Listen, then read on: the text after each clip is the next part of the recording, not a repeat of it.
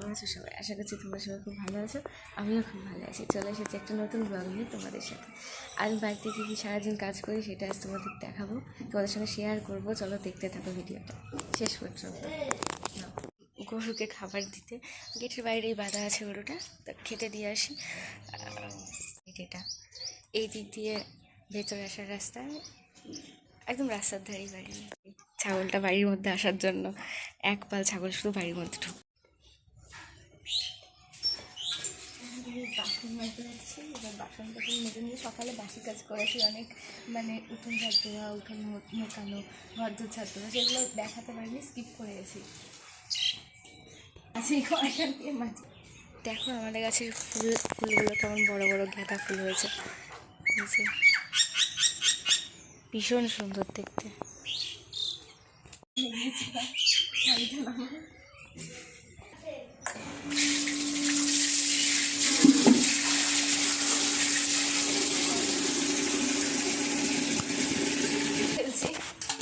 আমি তো সবসময় ব্যবহার করি না, যত চারপাশে বাড়ি আমার একটু বেশি লাগবে বাসন মাজতে গেলে। খাবার রান্না যখন রান্না হয়েছিল জায়গাটা মুছে দিই, রাত্রে তো মোছা হয়নি।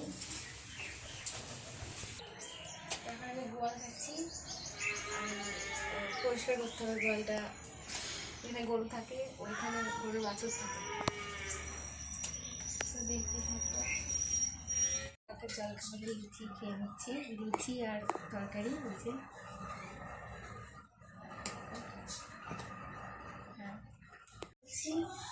আর দেখি তরকারি হবে, একটা করতে হবে। মাঝে অনেক কাজ করেছি, সেগুলো সব স্কিপ করে গেছি, অতটা আর দেওয়া যায়নি। ডিমের তরকারি হবে আজকে। ডিমের তরকারির জন্য মশলা বাটা হচ্ছে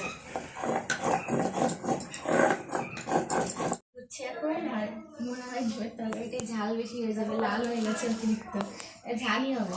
কাশ্মীরি লঙ্কার গুঁড়ো তো দিইনি, শুকনো লঙ্কার গুঁড়ো দিয়েছি, আর লঙ্কা চিড়ে দিয়েছি, ঝাল হয়ে যাবে। দেখি কেমন খেতে হয়। তোমাদের সঙ্গে আবার দেখা হচ্ছে খাওয়া দাওয়ার সময়। এই যে ডিমের তরকারি নিয়ে ভাত খাচ্ছি, এখনো খাইনি, জানি না কেমন হয়েছে খেতে।